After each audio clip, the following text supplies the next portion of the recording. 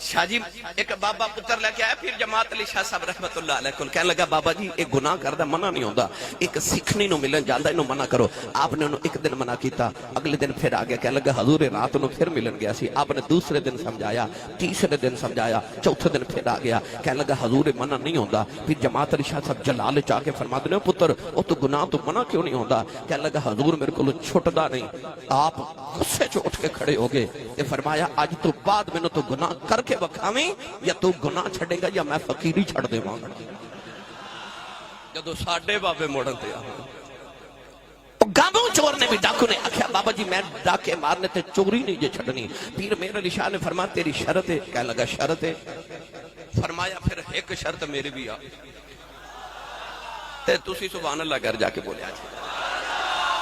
انہیں آکھا بابا جی وہ کیڑی فرما گامو جم جم چوریاں کر پر ایک گل دا دھیان رکھی جدو چوری کردا ہوں میں تینوں کدھر گولڑے والا پیر نہ ویکھدا ہوئے میرے سامنے چوری نہ کری تو میں قیامت نو شرمندہ نہ کری. انہوں خیال آیا کہ بابا جی فرما رہے نے گولڑے چوریاں نہیں کرنیاں تے باہر. انہیں آکھا میں نذور ہے.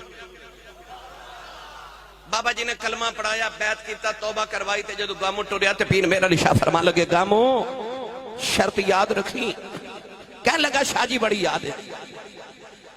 نوجوانوں کا منہ ٹوریا ٹوریا جڑے ویلے گجرا ہوتے پہنچیا آدھی رات ویلا ہو گیا. عادتاں پئیاں جاندیاں نہیں. آدھی رات ویلے کام ایک مکان چ بڑے چوری پیا کردا ہے. چوری کر کے سامان چکن لگا. کہندا میں ویکھ کے حیران رہ گیا. اس کمرے چ پیر میرے علی شاہ نفل پہ پڑھ دے.